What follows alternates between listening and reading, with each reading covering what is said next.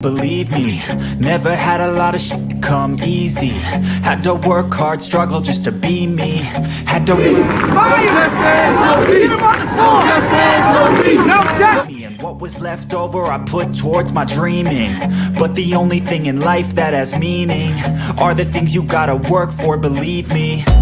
Take into your hands a plan, your own hands can land your own brand. And damn, I feel like no one takes accountability. They want the credibility, convincingly unwilling to put in the hours it takes to get some power. Don't be f***ing sour, take a cold shower, scream until you're louder, work until you're prouder, and f*** all the doubters, they're just your downers. I swear to God they all let me down. I always fought. I can tell you that 7 years after Freddie Gray, that was 2015, spring, April, May. This is 2022. Communities like Sandtown, all we saw then and now in terms of investment was a renovated Western District Police Station and a new funeral home. That's what West Baltimore got. A new police station and a new funeral home. What kind of optics are they?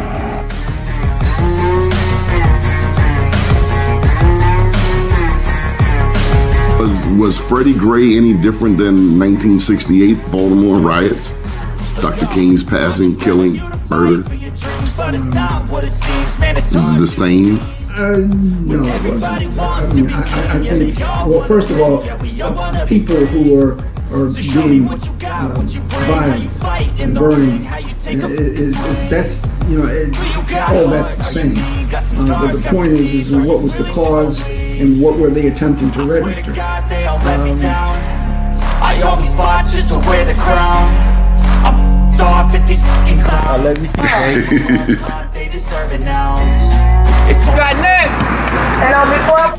It's only worth it if you work for it. I won't stop till they hear me now. I won't stop till I wear the crown. I swear to God they all let me down. I always fought just to wear the crown. I'm off at these fucking clowns.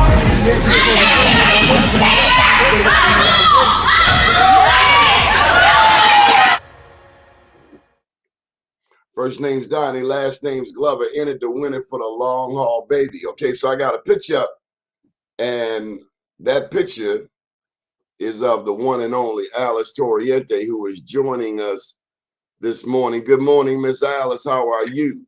Good morning, Mr. Glover. I'm fine. How are you? Blessed by the best. Now, we got your picture up on the screen, so we're going to get on with the get down. For those who do not know, Miss Alice Torriente is an educator. She is a political pundit. She is a world traveler. And she is also the daughter of the first state senator that I ever knew. His name was Senator Troy Brailey. Good morning. Good morning again. So how does it feel to be the daughter of greatness? My dad was the person who cared about the little people. And so I'm just happy to be his daughter and to know of the good things that he did. Mm-hmm. So how'd you become an educator? Let's start with that. I always enjoyed working with young children at my church, in the neighborhood. My next door neighbors used to come over to my mother's house on Baker Street, and I would help them do their homework on top of my mother's freezer in the kitchen. So that was something that I always sort of had in mind that I wanted to do. And fortunately enough, I was able to go to Coppin, get my undergraduate degree, got a wonderful education there. And later on, I went to New York University to get an advanced degree. So that had been something that had always been in my DNA, I guess, that I wanted to pursue. Now, you're a Baltimorean, but you a principal in the Bronx. Yes. What had happened was I met a Latin from Manhattan, my husband, and got married and moved to New York, and that's how I happened to continue my career. Hold up, Miss Alice. Hold up. You just threw your first fastball. A Latin in Manhattan. Right. Wow. And obviously his last name is Torriente. Correct. Oh, wow. Okay. What had happened was I had one of my favorite aunts lived in New York, and so as a teacher in Baltimore, we didn't get paid during the summer, and I didn't have sense enough to have my salary divided into 12 months. Because you wanted all your money now. You don't trust them. Give me my money No. now. Well, what happened was, when you're a young teacher, you got credit card bills, you have a car payment, and all this other stuff. So I had no income in the summer. And so I got a job working in New York, and I stayed with my favorite Aunt Alice. I was named after that aunt. And so during the time I was there, I went to a party, and that's where I met my husband, my future husband. Told him how much I liked his last name, never dreaming that I'd marry him. I should say my late husband. He's deceased now. He's been deceased for quite a while. So you're also a world traveler. Well, I do enjoy traveling, particularly looking at places where slavery took place.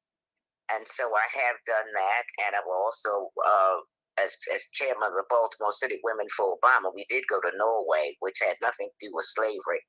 But we were there when he got the Nobel Peace Prize, which was one of the highlights of my life. Had you ever been to Oslo before? Had never been to Oslo before, had never been on my radar screen. But only because of Obama and all the hard work that we had done to get him elected. But my other travels were primarily in Caribbean and African countries. What African countries have you been to? Ghana, South Africa. Well, Brazil is not a African country. Might as well be. Got 100 million black people there. Well, of course, the thing is, the majority of the people who came from Africa went to Brazil. And so, London had a lot of African activity going there. So, those were the places that I went to thus far. Okay. So let's shift gears a bit. Who was Tom Saunders to you? Tom Saunders was my business partner, my dear departed late business partner. When I came to Baltimore, because of my interest in African American history. When you came back to Baltimore? Yes. After I retired, I moved back to Baltimore. Tom and I linked up because of my interest in Black history, and I became a partner with his company, Renaissance Productions. I later started my own company, African American Cultural Tours and Travel. Tom's company did just primarily local tours, but my company did local, national, and international tours. Wow. Now, Tom was a historian. Are you a historian? Kind of, sort of. You are definitely a historian. Tell me about your trip to the Gullah Islands. Oh, okay. Well, what happened was my late mother, Jessie Brailey, my late brother, Norman Brailey, and I went down to the Gullah Festival.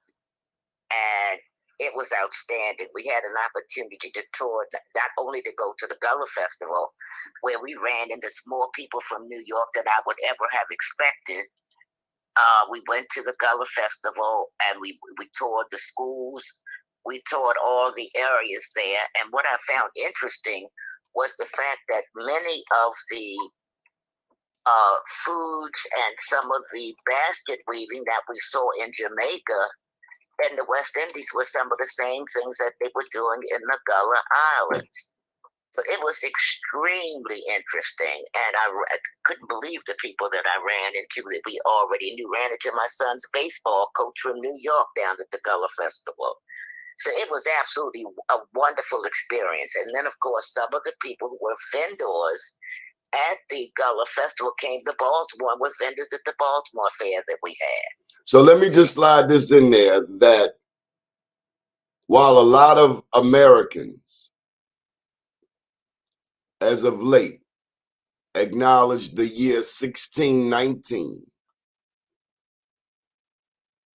as the year that Black people first came to the Americas, they are wrong.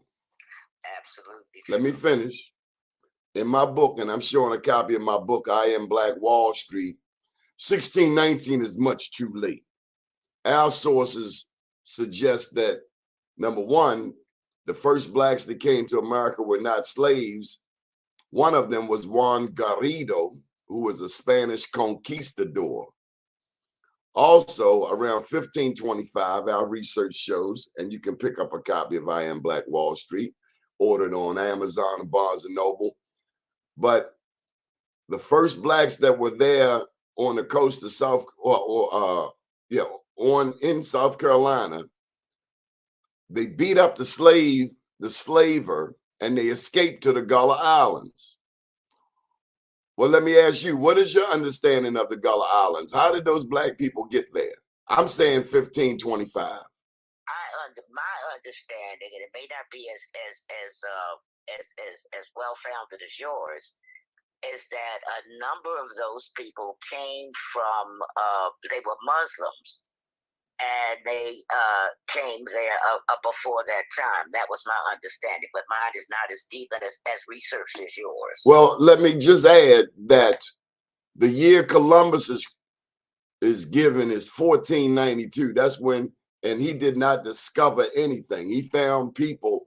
That's when it became apparent to Columbus and those who live in his neck of the woods. But people so you can't discover something where people already live. But that aside, a lot of people don't know that the Moors were already traveling the waterways. So when the Moors got kicked out of Spain,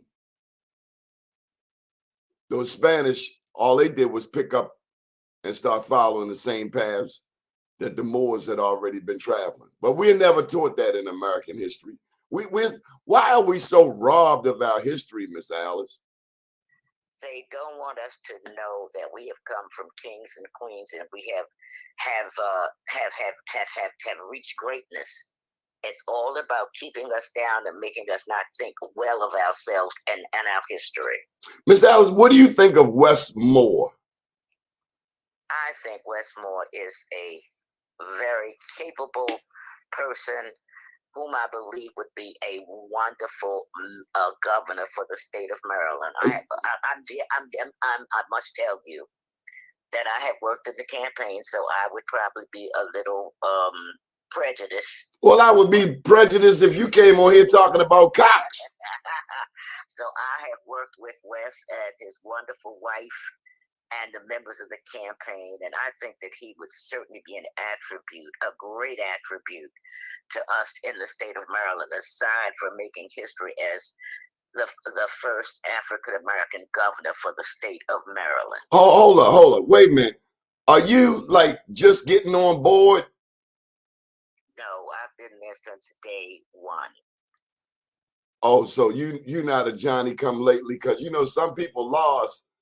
And then they got to buy all of these tickets to these expensive fundraisers to kind of get their name off of the list. It ain't the good list. No, not at all. Not at all. I've been there since the very, very beginning. So Dawn Moore, you've worked with her. Yes, I have. And she's a lovely lady. Will make a wonderful first lady for us here in the state of Maryland. Miss Alice, the word is, I heard you was driving the car. You was trying to you were. No, I had a bout of illness a little earlier, and Dawn and Wes were calling me, asking me what they could do for me. And my response to them was just pray for me that I will get better. And in fact, they did. So we're in constant communication. So tell me about growing up in your parents' household.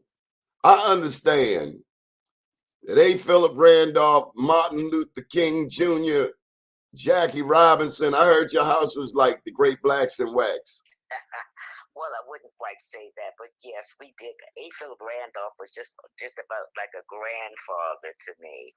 He, Bayard Rustin, and Mr. B.F. McLaurin. What happened was, Oh, who is that? I don't know that one. B.F. McLaurin was sort of like the hatchet man for. I'll tell you a little bit about him a little later.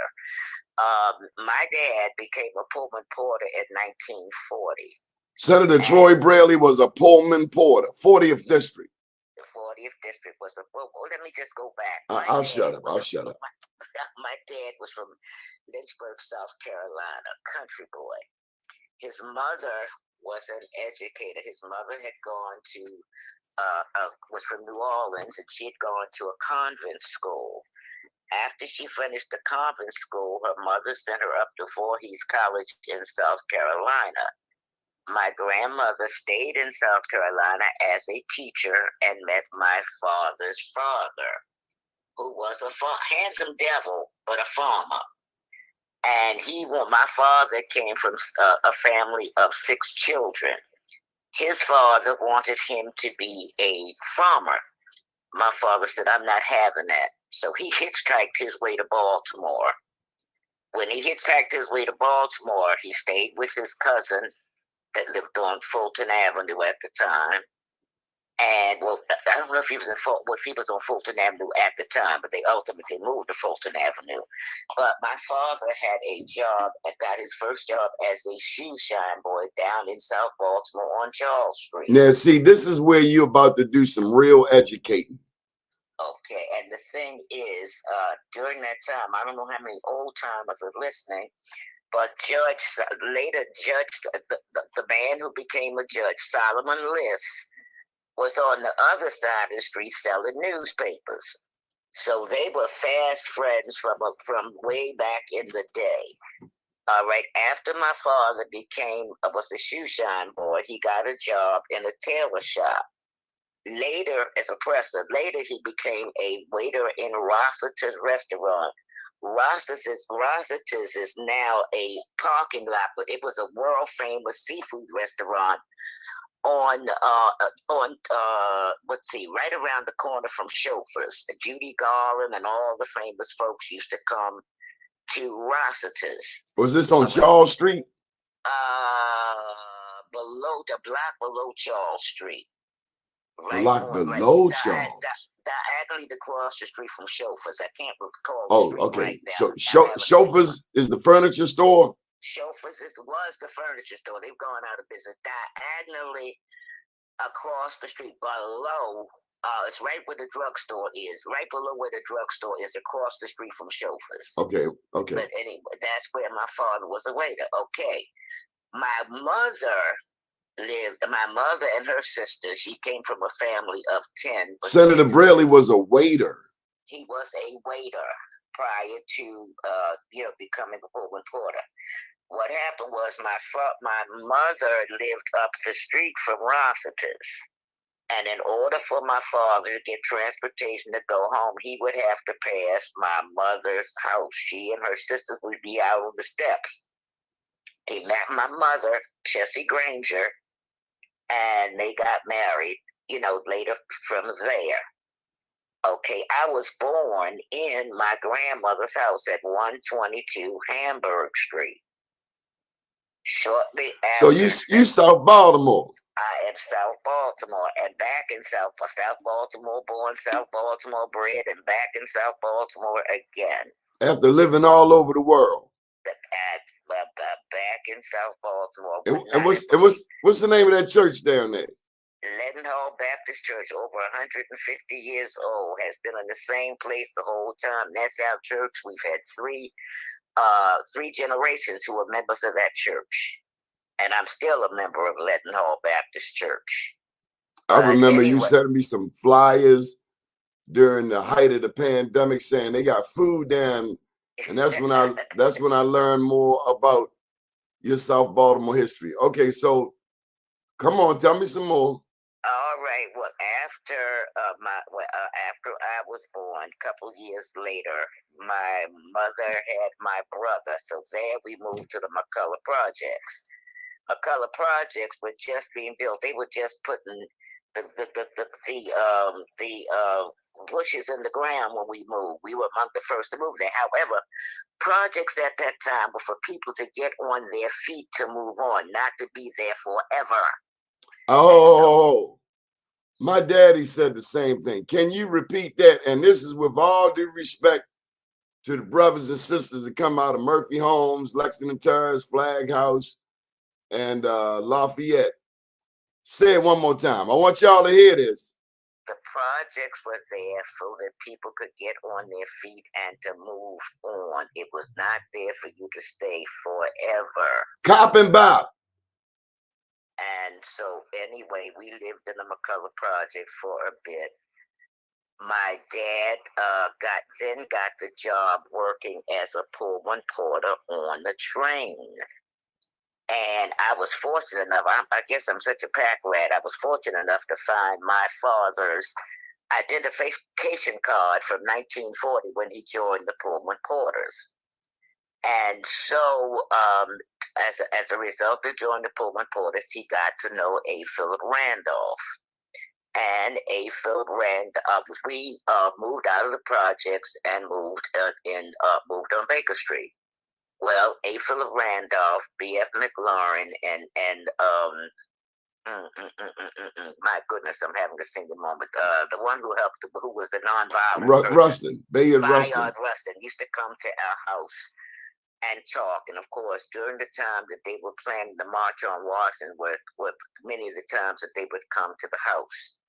My dad, because of his involvement with Randolph, was asked to be the chair of the Baltimore group that was coming to the March on Washington in 1963. Now, some other folks have put out the word that their dad was the chairman. He was not.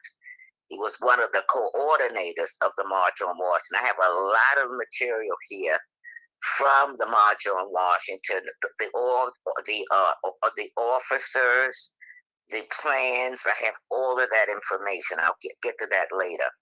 Anyway, my dad was the chairman for the folks, for getting the people in the buses together from Baltimore to go to the March on Washington. During the time that they were planning the March on Washington, Mr. Randolph, who, according to the FBI, was the most dangerous Negro in America, had a fundraiser at the Apollo Theater. And they were raising money to help to support the March on Washington. Who was the most dangerous black man? That's what A. Philip Randolph was called by the person who was in charge of the FBI at the time. J. Edgar Hoover? J. Edgar Hoover, right, J. Edgar Hoover. It wasn't J. Edgar Hoover black? Yes, he was, but he dared people to tell him, yes, he was. He's one of them kind of black people, ashamed of his blackness. Right. Until he need black people, then he all over here and stuff, all up in the chitlins and the hog maws, drinking up all the Kool-Aid, stealing all the sugar. Okay, I'm sorry, I digress. I don't know if he ever admitted to being black, but he certainly was. Black people in his family finally wrote a book and talked about his blackness. However, they had to fundraise. Shameful. Shame of his own people. Mr. Randolph trusted my father to the degree that he put him in the box office to collect the money that they were raising for the March on Washington. Stop right there. How many of these politicians today can you trust with that money? Because these people going to jail for $15,000 and $20,000. I cannot speak. See, we might not be free if we had these black people today in charge. Thank God Harriet Tubman had her own money. I know, I digress. All right, but they trusted your daddy with the money. And for those that don't know, her daddy, the recreation center that we revere as Easterwood, for the record, is now Senator Troy Brailey Easterwood Park and Recreation Center. And we love that. My mama took me by the hand around the corner to meet your daddy back in 1983. I'll never forget the moment. One of my last memories, my mom walked me by hand to your house, up them steps. And I thought my mama was crazy at that juncture. And she said, we're going to get you a scholarship. And lo and behold, I got my first state senatorial scholarship. Thank you, Senator Brailey. is so wonderful. We're so glad he was able to do that for you and so many others. But back to my story. Hey, Nina. Nina's tuning in. She from Moreland Avenue, too. But it's Moreland and Baker in the house. It's the Moreland Baker takeover. All right. Anyway, he was able to work with Mr. Randolph, and he got the buses from Baltimore to come to D.C. And what had happened was, in organizing the buses to come to D.C., he had the second highest number of buses to New York. New York had the greatest number of buses. Baltimore had the second highest number of buses. So as a result of that, Mr. Randolph said to him, "You know what, Brailey, why don't you run for office? If you run for office, I'll come to Baltimore and I will do a fundraiser for Listen, you." I can't let you gloss over that. Your daddy, because of his organizing skills, organized behind New York, which currently has the largest number of black people in America, 2 million.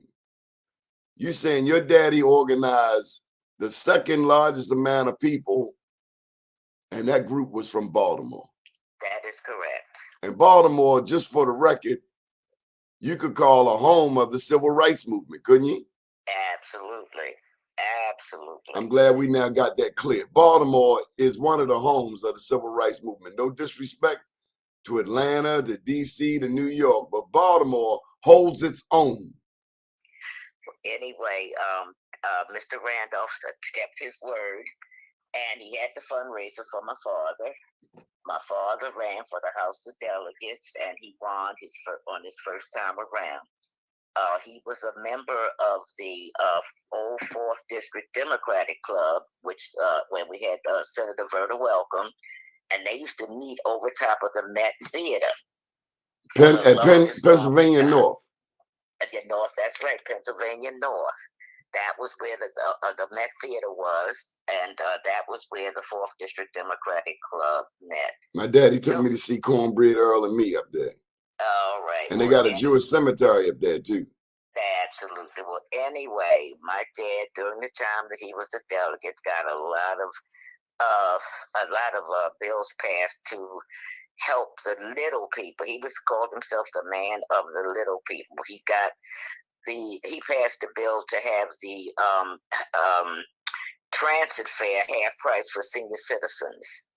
He passed a bill. This is just off the top of my head now. He passed a bill that made sure that they didn't have a whole lot of fat in the hamburger they were selling at Lafayette Market, which is now the Avenue Market. But one of the hallmarks of the things that he did was the fact that he had heard from his constituents that a number of the blacks that he had helped to get into positions of responsibility were not treating other blacks with consideration and respect. Oh, they still around. Their children around now. Say it again. He was leaning on black people who got in position and forgot where they came from. And so, oh my God, the new Negroes. What he did was he put on old clothes, and he went to the Social Security building. He went to the welfare office. He went to the places where these new blacks had these positions. Oh, wow. Them looking at his face, they looked at what he had on. So he got the same kind of treatment that the people, his constituents, were complaining about.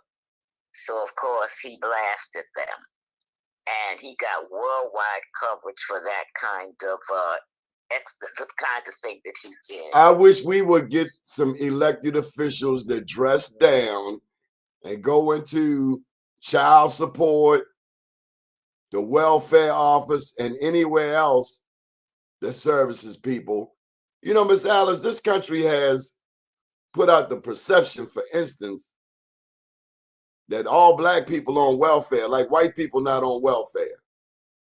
But the majority of people on welfare are white.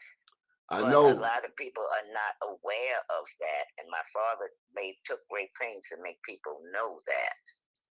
Okay, aside from that, my father was one of the founding members of the Maryland Black Caucus here in Maryland. And what had happened was my father quit the Black Caucus because he said that they had lost their way. And that was big news. He started it and then he quit it. He was among the members, among those who started, and he quit it and went to got in the press.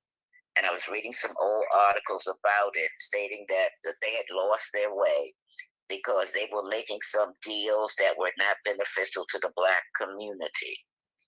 And so why does that happen? We get in position. Hey, I want you to vote for me. I'm going to be big on education, big on making the streets safer. We're gonna get get the seniors what they need. Then a cat get in there, and then they don't want to leave. Now I'm not necessarily for this term limit thing as sponsored by the Atlas Group and Fox 45, but I will say this off the record. Black people, your job ain't to get in there and stay in that damn seat for 30, 40 years. Pass the damn ball and let somebody else shoot. Well, aside from passing the ball, you got to prepare people to be ready to assume those positions. Well, they ain't preparing nobody because they busy throwing in self-retirement parties every damn year. Well, I said it.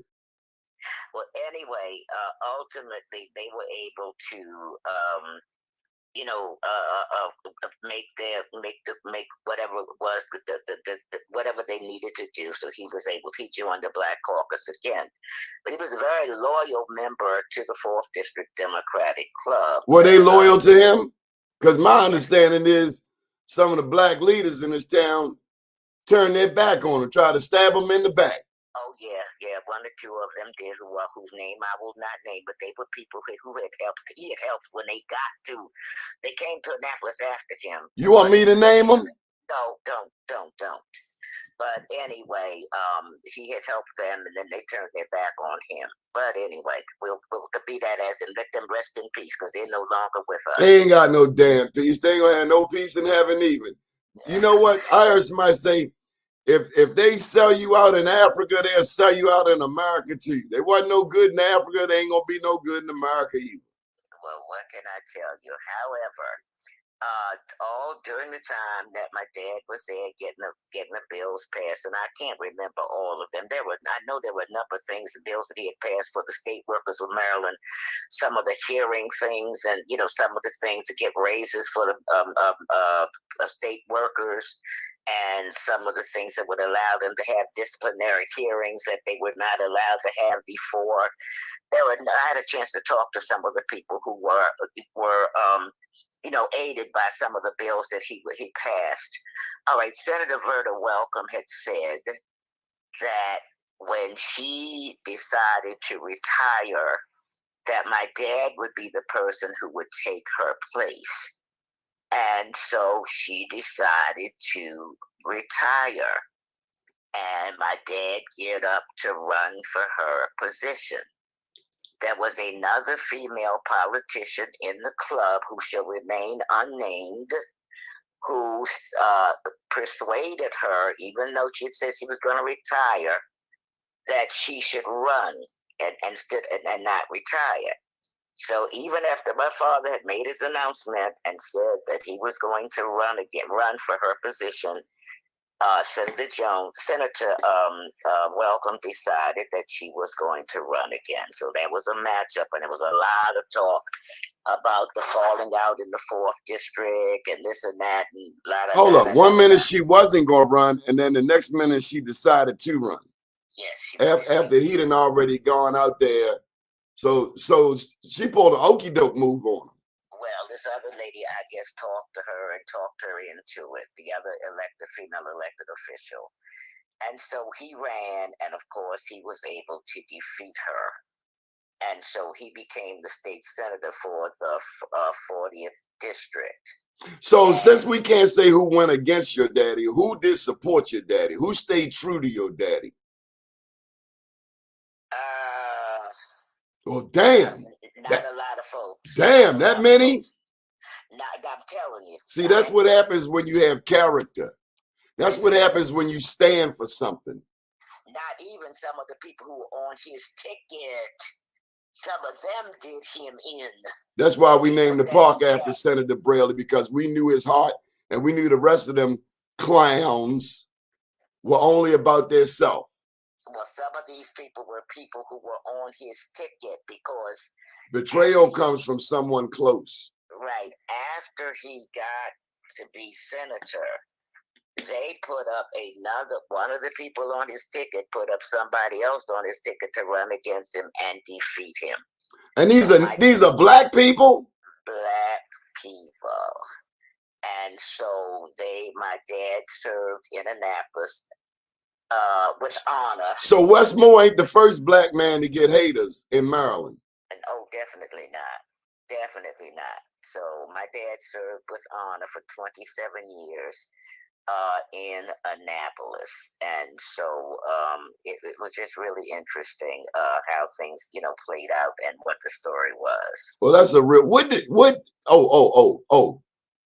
who is the famous baseball player that came to your house? And this was on McKean. Y'all lived on McKean Avenue? No, Baker Street. No, we lived on Baker Street. Now, do you know where you came to get the scholarship?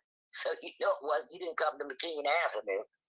Did you used to live on McKean? Never, ever. When we moved out of the Color Projects, we moved on Baker Street, the 2400 block. My dad was a great sports enthusiast, and my late brother as well. So Jackie Robinson came to our house. Willie Mays came to our house. Willie Mays came to Baker Street? Willie Mays came to Baker Street. E.D. Nixon, a lot of people don't know who E.D. Nixon was. E.D. Nixon was a former Pullman porter who was the one who was responsible for Martin Luther King being selected to be a part of to be a head of the Montgomery Improvement Association. I have pictures of E.D. Nixon, R.C. Davis, and my dad at my house. And so there were lots of people in and out of the house. I hope y'all taking notes because I just learned something new. You say E.D. as in David Nixon? E.D. Nixon, yes, E.D. Nixon. Now, I knew about Vernon Johns, but E.D. Nixon. E.D. Nixon lived in Montgomery, and he selected Martin Luther King was a new minister to Montgomery at that time. So E.D. Nixon set up the meeting so that Martin Luther King would be nominated to be second, and they would vote him in as chairman of Montgomery Improvement Association. And the word that I got was the reason that they wanted Martin Luther King because he was new, he was young, he was talented, and they didn't have any dirt on him. And so that was why E.D. Nixon was the one who set that up so that he would become the head of the Montgomery Improvement Association. What a lot of people don't know is that E.D. Nixon raised a lot of the money for the Montgomery bus boycott.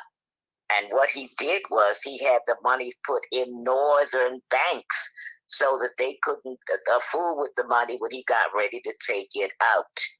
And so once they got ready to do the Montgomery boycott, E.D. Nixon came north, got the money, brought it back in shopping bags and paper bags, and had the money so he could buy the gas for the people who were, riding the people to work so that they wouldn't ride the buses for the Montgomery bus boycott. So they were friends, and they were at our house, and there were just a whole bunch of people were in and out of the house. In fact, my dad was one of the ones who helped to organize the Vulcan Blazers, the Black Firemen's Group. When the Black Firemen got hired here in Baltimore City, they called Pure Hell. And so Mr. Thomas, and I'm not remembering his first name, Warburg Ray, used to come to our house, and my dad helped him to organize the first Black Firemen's Union, which is now called the Vulcan Blazers.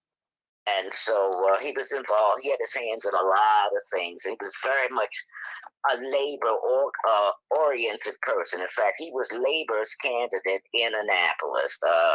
They can all tell you about the many things that he did to support the working people, the little people. So I gotta share this tidbit of history with you. When you mention labor, the Pullman porters, A. Philip Randolph, I'm reminded of how Isaac Myers, Absolutely. over in East Baltimore on the shipyard, and he created the Ship Caulkers Union for black laborers, of which he was the first president, of which Frederick Douglass was the second president.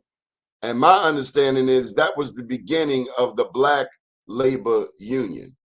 Absolutely. That was the first black labor union. That's over by the Frederick Douglass Isaac Myers Museum was where that took where Isaac Myers had his had the shipyard. All of this history right here in Baltimore.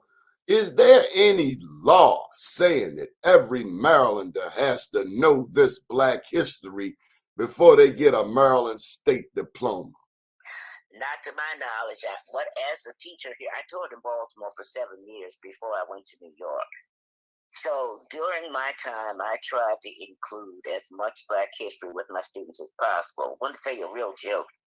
When I was still teaching here, when George Wallace ran for president of the United States. Bull Wallace. Right. And so I was a 5th grade teacher at the time. So I went down to the hotel where George Wallace had his headquarters. And they looked at me like I was crazy because I was the only black person in there. So I went in there to get some literature so I could take it back to my 5th grade students to tell them about George Wallace and what was going on. This is like somebody visiting the Trump White House. That's right. So I got the literature and I left. Later that evening, they had on the news about George Wallace being at this hotel and about there being an overflow crowd. Well, the place was like a room, and if you had 25 people in there, it would be an overflow crowd. But clearly it was a mischaracterization to make him seem popular. Absolutely, but I had been there, so I'd laughed to myself, and I was able to share with my students the literature that I brought back and what I saw and what was on television. You told your kids there was nobody there. That's right. There were very few. There were if there were 25 people, there were a lot, and I don't think there were 25. But that was the kind of thing that I was trying to bring to my students to make them aware of what was going on in the city. What is the role of the black media in the political story of us here in Baltimore? The black media has a very important role to play, and I'm so glad that you had the opportunity to be invited to the White House to meet with the media folks, the black lady who's in charge of the press secretary. Yeah, the president's press secretary, because I think they're finally realizing that we are important. However, no, they always knew that. They're finally acknowledging it. Yes. But it also depends on where they spend their money. Because I was looking at something on television where they said they gave the money to this white firm. The white firm held on to it and kept it among the white media and didn't give the black media any of the money to spend or to do anything. Yeah, that's what they do. So that has been the problem. But you know, we are innovative, creative. We expect all of that foolishness. Sometimes we can get some of the money, sometimes we can't. I will tell you that the good Lord keeps this ship going. Because the money comes. And here's a reminder to anybody out there. If God gives you the vision, he will give you the provision. I'll say it again. If God gave you the vision, he will give you the provision. Well, I tell you, but that's what we very much need to be doing.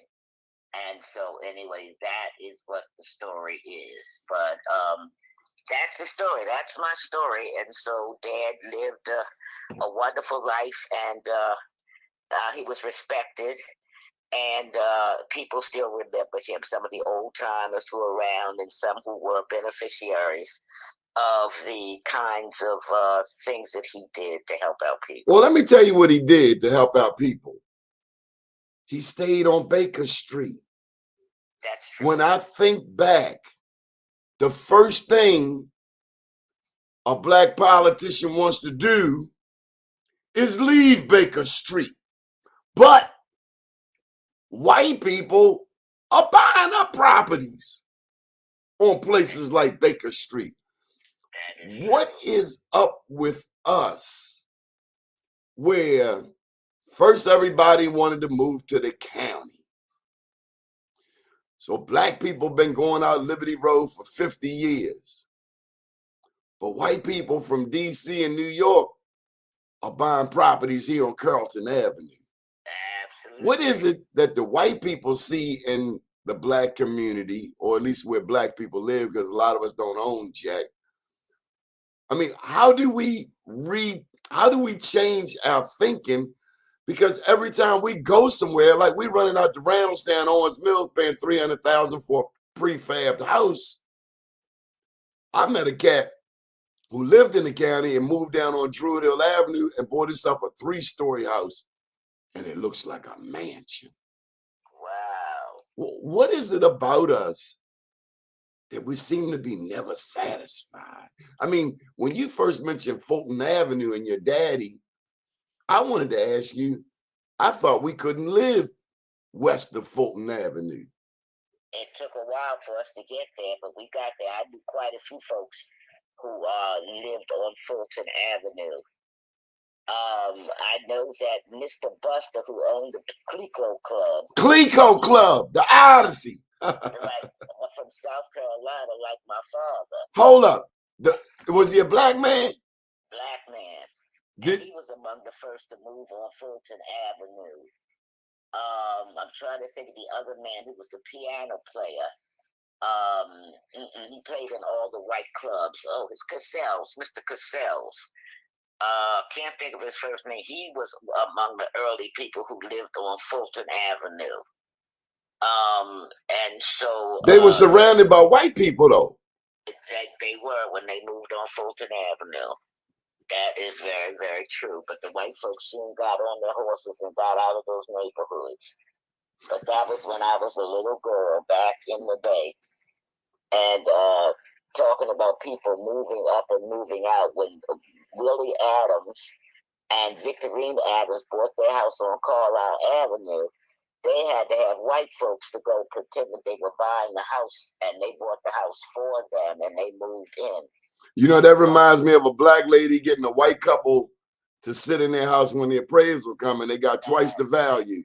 That's right. So when the Colored Women's Democratic Club, which my mother and father were involved with, had events there, the white folks would come out and look to see these people, these black people coming with hats and gloves and whatever, having events, you know, at their homes. So let me get this right. The first blacks that moved into, and in Baltimore, for those that don't know, and I've said it multiple times, Baltimore is the home of segregation, going back to the 1910 ordinance under J. Barry Mahul, the father of segregation. He was the mayor.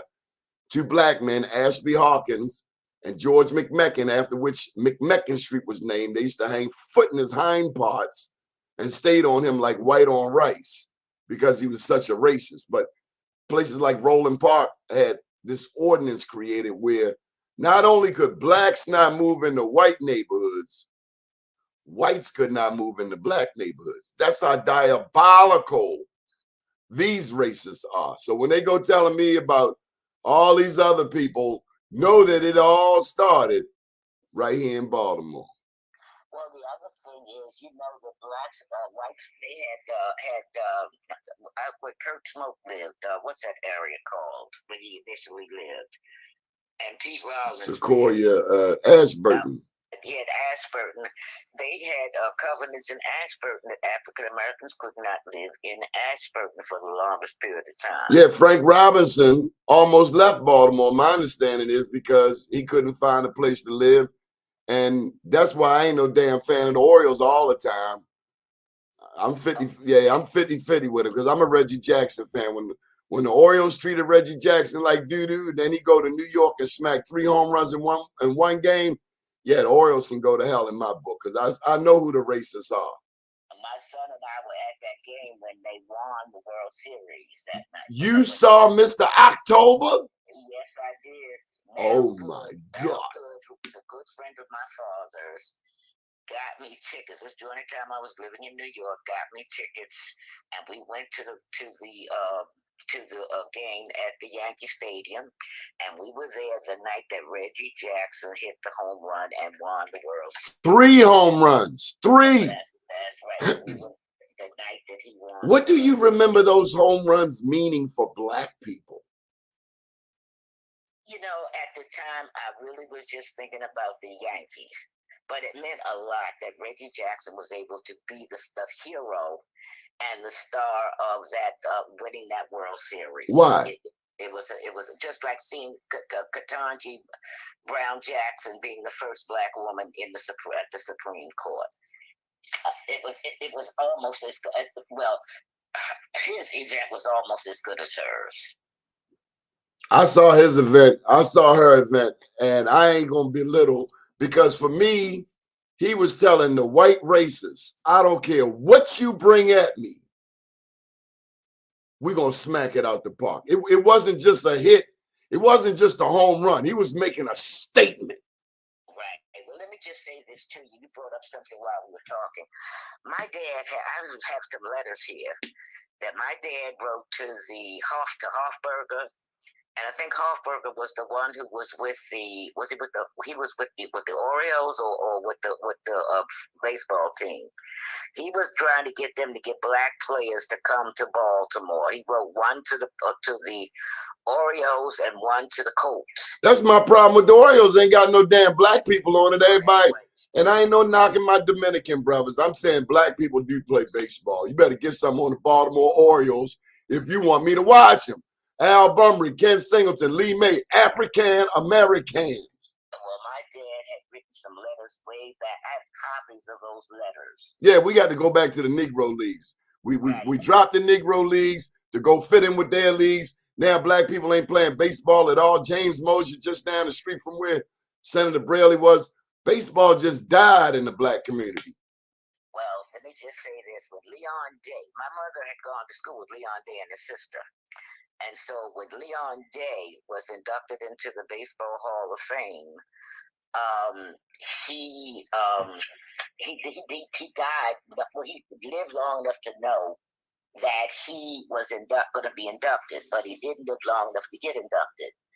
And so I took a group of people up to the Baseball Hall of Fame to witness Leon Day's induction. And that was quite something, to be able to go through that Baseball Hall of Fame and see all the things of Jackie Robinson and all the other Black folks who were in the Baseball Hall of Fame. That was quite something. And where's the Baseball Hall of Fame? In Cooperstown, New York. And you went to Cooperstown? Went to Cooperstown. My father had passed away a few months earlier, and my father was a real baseball fan. Baseball and Joe Louis.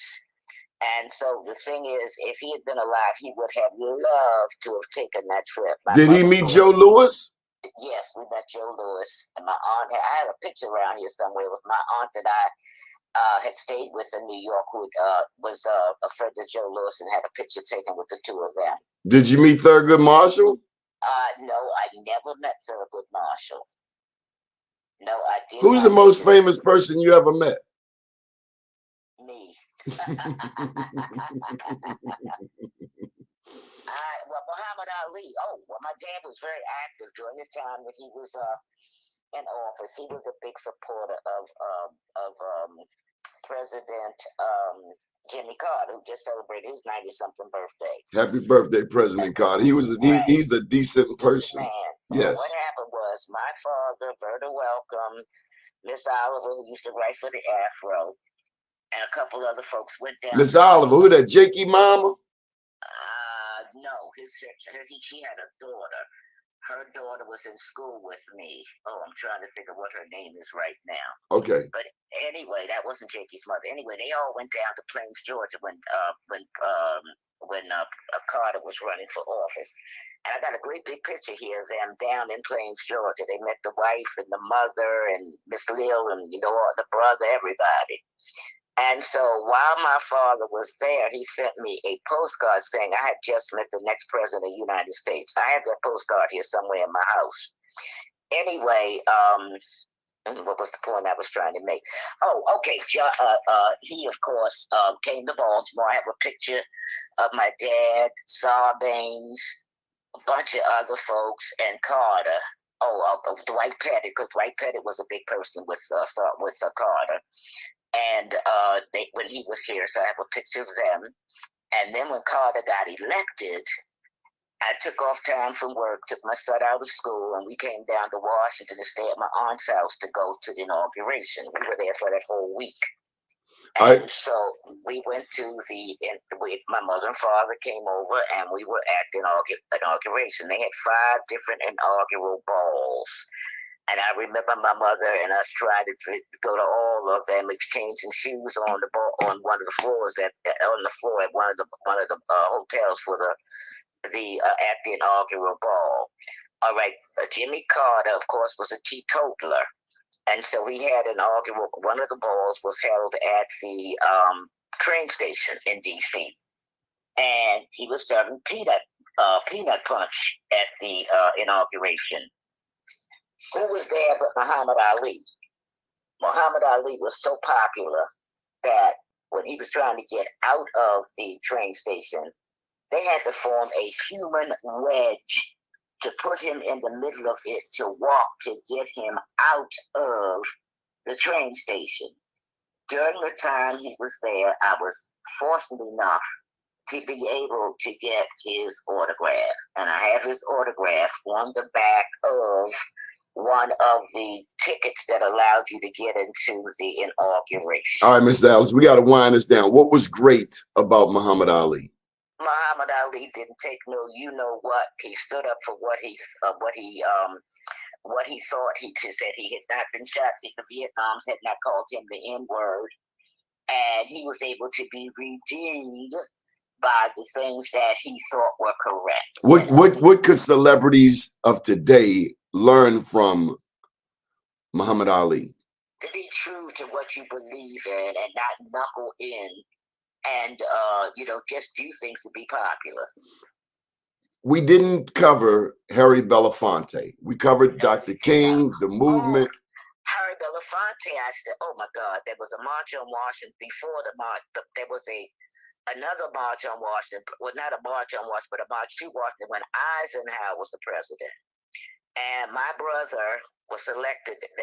They were going to go up to talk with Eisenhower. My brother and another female were the 2 students that were selected to go up to meet with Eisenhower. Harry Belafonte was there. I met him, and he had just married the lady with the long braid. I'm trying to remember what her name is now, but we got to meet them at that march. And of course, Eisenhower refused to meet with my brother and the young lady who were selected to go to meet with him. But so they had prayer and they came back. That was another march before the 1963 March on Washington. We did meet Harry Belafonte at that as well.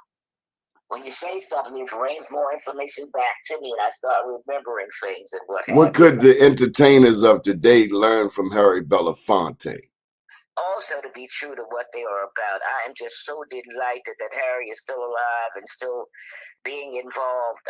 One of the things that we have to look forward to is that Oprah Winfrey has just produced a film about Sidney Poitier.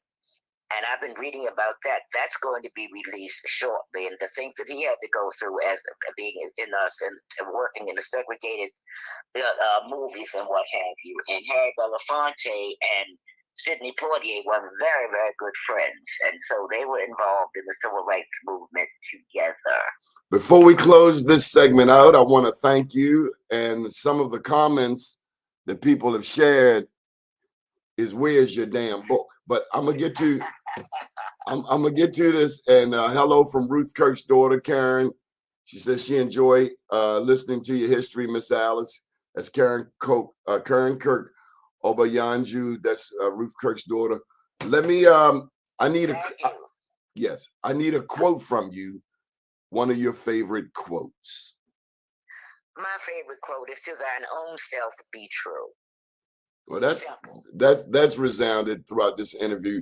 And I want to let you know also, Nina from Moreland Avenue, that's my classmate and my neighbor from Matthew Henson. She says, thank you, Miss Alice. Also, my neighbor from Moreland Avenue, my homeboy, Chucky, Charles Raleigh. You say Grand Rising. Moreland Avenue, all up in this house. What did that? Oh, on the screen, you can't see this, but I have a picture of you, and in that picture is your girlfriend, Barbara Robinson. Okay. So I just want you to know the visual. I'm in the middle of both of y'all. All right. Ms. Alice, we thank you so much. We want you to take care of yourself. We thank you for sharing this history. To thine own self be true. You heard it from the boss lady. Any final thought before we go? Oh, I just want to say to Miss Ruth Kirk's daughter that her crab cakes were legendary. Everybody talked, Tom Saunders and everybody talked about your mother's crab cakes. It's been a pleasure being on with Mr. Glover, and I just love what you're doing, and continue doing what you're doing, and I'm just happy to be of help in any way that I can possibly be of help. Yes, ma'am. Thank you. We love you, for Miss having Alice. me. Yes, ma'am. Love you too. Have a wonderful day. Yes, ma'am. All right. Bye-bye. Blessed be the name of the Lord. That lady gonna try to bring me some tears in my eyes. It ain't gonna happen. Thank you very much. Have a beautiful day. My name's Donnie Glover. Hug somebody, love somebody, put some bleach on the steps. Share this history with our young people. May we hold it dear in our hearts. I learned so much. And thank God for Senator Troy Brailey, a real public servant, kind, accessible, humble guy. Humble. His daddy wanted him to be a farmer. Great day, Chucky. His daddy wanted him to be a farmer. He left South Carolina, came to Baltimore. Thank you, Karen. I am the only one who can make it just like her. Well, I'd have to sample it. I don't believe you. Do you use Dijon mustard or yellow mustard? Donnie Glover out. Love you. Thank you for the opportunity.